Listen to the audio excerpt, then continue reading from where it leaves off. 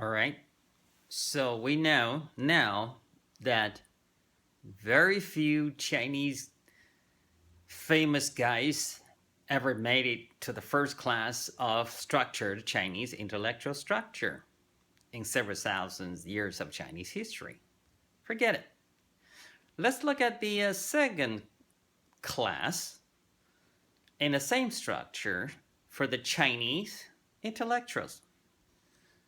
Who or what were they? Well,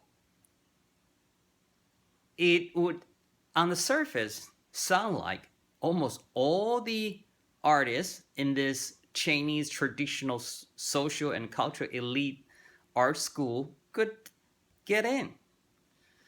Basically, the second class of Chinese intellectuals were supposed to be the one who could help the empress to rule the country smoothly and introduce, develop, and sustain social orders, and to make the life a whole lot easier for the ordinary people in the Chinese societies.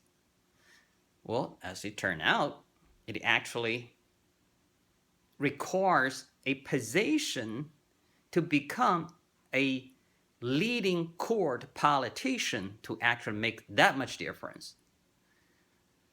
That's where most guys in the bureaucracy system failed. Not because they didn't want to, but they probably didn't even have a chance because, hey, you got to be on that way on the top as the head guy. And not that many politicians actually made it to there.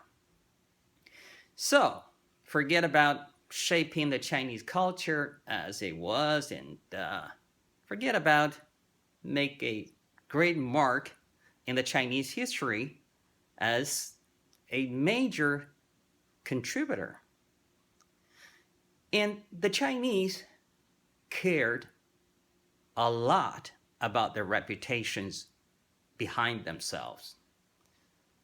Actually, much more than, when they were alive and around. That actually, I would guess, become quite a grief and stress. So the ideal escape and outlet of the frustration for them, these politicians never made it to the first class and the second class of the structured, Chinese intellectual community.